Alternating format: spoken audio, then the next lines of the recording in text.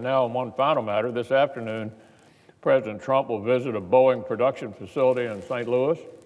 He'll hear from local business leaders about how tax reform is giving them room to invest more and hire more. Missouri's senior senator tried to block tax reform on a party line vote. Fortunately, their Republican senator voted to let them realize this possibility. For months now, the headlines have been filled with businesses large and small using tax reform to give workers bonuses, pay raises, and new benefits.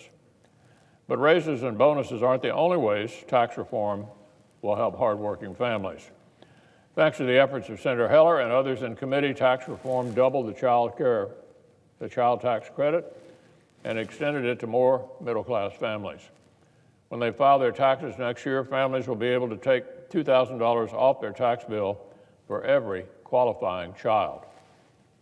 My friend, the Democratic leader, said repeatedly that tax reform would do nothing to help American workers. The Democratic leader in the House said the law would bring about, quote, Armageddon. Well, I'm not sure where they got their predictions, but I don't think they'll carry much water with middle-class families in Missouri or Indiana or West Virginia, or certainly in Kentucky. For brand new parents facing one expense after another, that $2,000 credit will more than cover the cost of a brand new washer and dryer set or a new refrigerator. For a middle-class family of four, the credit is $4,000. That more than covers the standard down payment on a used car, priced at the national average, or it could kick off a college savings fund. Just crumbs? Really? Maybe adding thousands of dollars to family budgets looks like crumbs in New York or San Francisco. But to most Americans, around most kitchen tables, that's real money.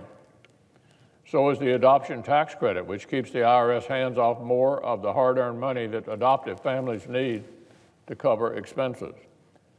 Last autumn, I met a wonderful family from Franklin, Kentucky, who adopted their son from Ethiopia in the face of many hurdles and difficulties.